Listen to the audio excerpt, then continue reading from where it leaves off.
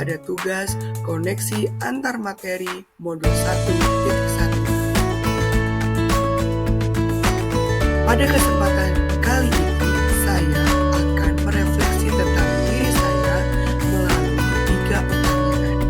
Yang pertama, apa yang saya percaya tentang murid dan pembelajaran di kelas sebelum saya mempelajari modul 1.1 ini?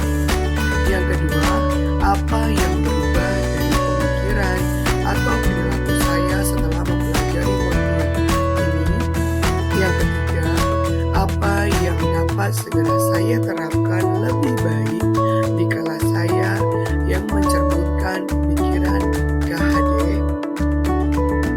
Untuk yang pertama, apa yang saya percaya tentang murid dan pembelajaran di kelas sebelum saya mempelajari modul 1.1? Yang pertama, guru mendominasi pembelajaran atau teacher center.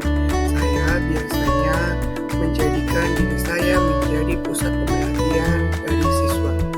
Yang kedua, pembelajaran terfokus pada pencapaian KKM dan kompetensi minimum yang harus dicapai oleh peserta didik, atau mengutamakan aspek kognitif pada anak. Yang ketiga, guru kurang memahami karakteristik anak. Saya menganggap bahwa seluruh peserta didik itu adalah sama. Yang keempat, siswa pasif dan motivasi belajar siswa rendah.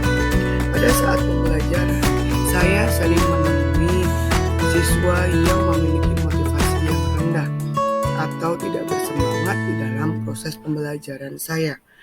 Yang kelima, suasana kelas yang tertib, tenang, dan anak-anak yang memahami materi adalah fokus utama guru. Jadi pada saat pembelajaran, kelas saya merasa tenang, itu adalah menjadi fokus utama guru. Apa yang berubah dari pemikiran atau perilaku saya setelah mempelajari modul ini? Yang pertama adalah merubah pemikiran. Guru bukan merupakan satu-satunya sumber belajar. Apapun yang ada di sekitar kita dapat dijadikan sebagai sumber belajar anak. Anak bebas memilih sumber belajar apa dan dari mana yang akan mereka gunakan untuk belajar. Tugas guru adalah menuntun, mengarahkan mana yang baik dan tidak baik. Pembelajaran berpusat kepada anak. Dengan aktivitas pembelajaran yang berpusat kepada anak, anak akan lebih aktif karena terlibat langsung dalam proses pembelajaran, sehingga mereka dapat mengkonstruksikan pengetahuannya. Yang ketiga, menghargai setiap karakteristik belajar anak. Anak terlahir berbeda. Setiap individu memiliki keunikannya masing-masing. Saya sadar adanya perbedaan ini akan menjadikan pembelajaran lebih berwarna. Sebagaimana menjadi seorang pamong, saya harus bisa menuntun anak sesuai dengan kodratnya. Selain itu, setelah mempelajari modul 1.1 ini juga dapat merubah perilaku saya. Seorang guru harus mengemas pembelajaran secara menarik agar motivasi belajar siswa meningkat. Yang kedua, dalam pembelajaran seharusnya seorang guru dapat memerdekakan siswa. Salah satu contohnya adalah memberikan kebebasan kepada anak untuk menyelesaikan tugas sesuai dengan minat, bakat, dan kreativitasnya masing-masing.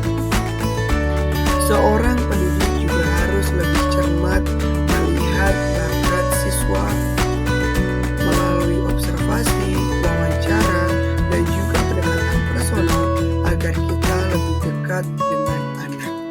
Apa yang dapat segera saya terapkan lebih baik agar kelas saya mencerminkan pemikiran Ki Hajar Dewantara? Penerapan yang akan segera saya lakukan di kelas antara lain, yang pertama, merancang pembelajaran yang interaktif dan menyenangkan dengan melibatkan peserta didik. Yang kedua, menerapkan pembelajaran berbasis kearifan lokal dan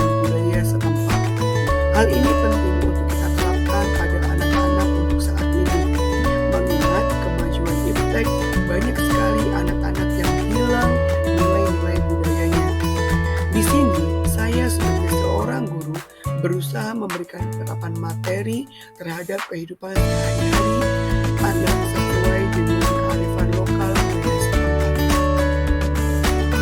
Yang ketiga adalah menerapkan konsep merdeka belajar dan mengintegrasikan setiap pembelajaran dengan pencapaian profil pelajar Pancasila. Konsep merdeka belajar mengajarkan kita bagaimana seorang pendidik dapat memberikan kebebasan kepada anak untuk dapat bereksplorasi atas pengetahuannya agar mampu menghasilkan ide-ide kreatif dan inovatif dari mereka. Yang keempat adalah pembelajaran yang mengutamakan aspek budi pekerti.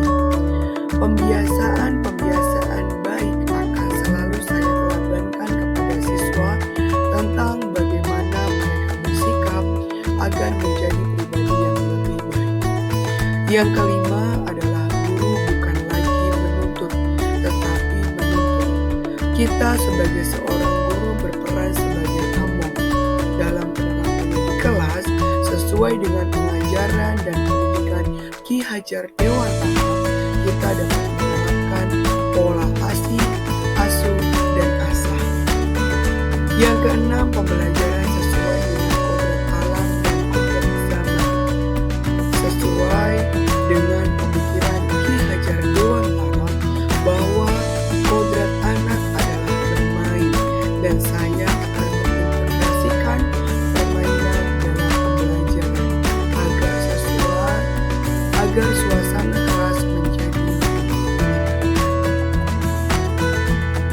kesimpulan yang dapat saya sampaikan yaitu dasar-dasar pemikiran dari Ki Hajar Dewantara harus segera kita terapkan dalam proses pembelajaran di kelas ataupun di sekolah. Di antaranya, pendidikan adalah menuntun anak sesuai dengan minat dan bakatnya.